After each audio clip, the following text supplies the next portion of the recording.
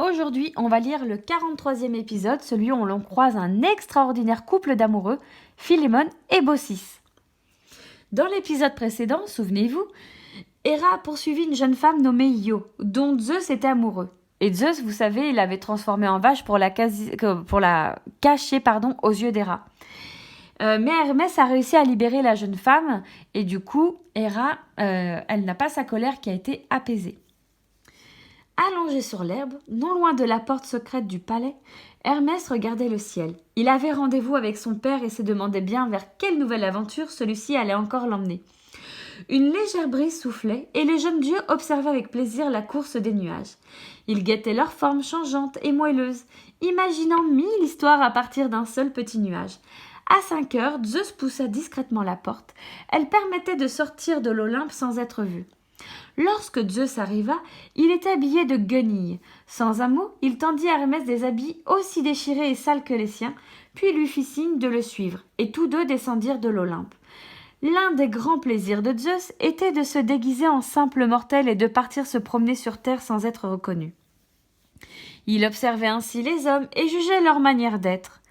Hermès adorait ces voyages. « Vois-tu, mon fils, dit enfin le roi des dieux, aujourd'hui nous allons vérifier si les hommes sont accueillants les uns envers les autres, car il n'y a rien de plus important que l'hospitalité. » Donc l'hospitalité, c'est le fait d'accueillir des gens chez soi et de bien les recevoir. Avec leurs habits sales et déchirés, avec leurs cheveux dépeignés et leurs pieds nus, Zeus et Hermès ressemblaient à de vrais mendiants. C'est donc ainsi que, déguisés, qu'ils s'en allèrent frapper aux portes. « La charité, s'il vous plaît, demandait Zeus d'une voix tremblante de vieillard. « Donnez-nous une petite pièce, un morceau de pain, par pitié. »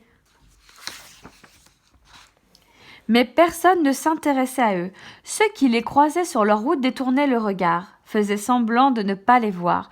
Ou bien ils accéléraient le pas comme s'ils étaient soudain très pressés.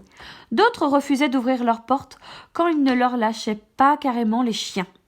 Plus ils avançaient, plus les portes se fermaient sur leur passage. Zeus sentait la colère monter en lui. Voilà comment les hommes s'aimaient. Voilà comment ils respectaient leur devoir d'hospitaliser. Les plaisanteries d'Hermès n'arrivaient même plus à le faire sourire. Les deux voyageurs arrivèrent enfin devant une petite maison à l'allure misérable. Dès qu'ils eurent frappé à la porte, celle-ci s'ouvrit et deux vieillards les prièrent d'entrer. Dans cette pauvre chaumière, il n'y avait qu'une seule pièce, avec un sol en terre battue et 2 ou 3 vieux meubles en bois branlant. « Nous n'avons pas grand-chose à vous offrir, dit la vieille dame, mais ce sera de bon cœur. » Elle s'appelait Baucis. Et son mari, Philémon, il vivait depuis plus de 40 ans dans cette maison délabrée. Zeus regardait la vieille dame s'activer et raviver le feu, mettre de l'eau à bouillir pour préparer une soupe. Philémon avait cueilli un gros chou dans le jardin, il le jeta dans la soupe, puis il décrocha d'une poutre de leur dernier morceau de lard et l'ajouta dans la marmite. L'un et l'autre n'avaient posé aucune question, ils accueillaient ces étrangers avec simplicité. Baucis avait glissé un morceau de bois sous le pied de la table bancale et offert des couvertures à ses invités pour qu'ils se réchauffent. Philémon leur servait à boire un vin piquant mélangé à de l'eau. La bonne odeur de chou et du lard se répandait dans l'air. Hermès en avait l'eau à la bouche. Tiens, avoir l'eau à la bouche, c'est pas une expression au sens figuré, ça ? Je vous laisse réfléchir.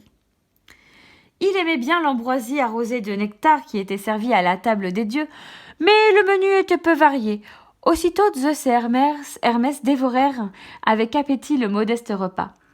Les deux petits vieux les regardaient manger, ravissants de s'apercevoir que Philémon ne cessait de remplir les verres de ses invités et que pourtant l'amphore de vin restait pleine. Enfin les vieillards découvrirent ce qui se passait. Ils furent très effrayés. Mais Zeus se leva pour les rassurer.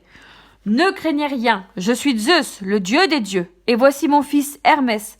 Nous vous remercions pour votre bonté. Pour cela, vous serez récompensés. » Tandis qu'il parlait, la misérable chaumière se transforma peu à peu en un magnifique palais. Philémon et Baucis se tenaient par la main, ouvrant grand leurs yeux. Oh, tout cela vous appartient désormais, leur annonça Zeus. Demandez-moi ce que vous voudrez, votre vœu sera exaucé. Alors Baucis dit d'une voix douce. Maître vénéré, nous sommes vieux à présent, et nous ne nous sommes jamais quittés. Notre souhait le plus cher est de mourir ensemble. Zeus regarda attendri ses vieux amoureux. Il accepta sans hésitation. « Les autres hommes connaîtront bientôt le fruit de ma colère pour leur égoïsme, mais vous, soyez heureux. » Plus tard, au cours de ses nombreux voyages, Hermès s'arrêta souvent pour saluer le vieux couple. Un jour, alors qu'il passait les voir, il ne les trouva pas dans la maison, mais sur le seuil de la porte, un arbre étrange avait poussé. Le tronc d'un chêne et le tronc d'un tilleul s'entrelaçaient pour ne former plus qu'un seul tronc, tandis que leurs branches étaient mêlées. Zeus sourit et comprit que Hermès sourit et comprit que Zeus avait tenu sa promesse. Philémon et Baucis restèrent ainsi ensemble pour l'éternité. Pardon. Donc voici, c'est la fin de ce 43e épisode. Donc comme d'habitude, on répond aux questions en faisant des phrases, soit à l'oral, soit à l'écrit. Et je vous dis à la semaine prochaine pour de nouvelles aventures d'Hermès. Et cette fois-ci, peut-être directement dans la classe.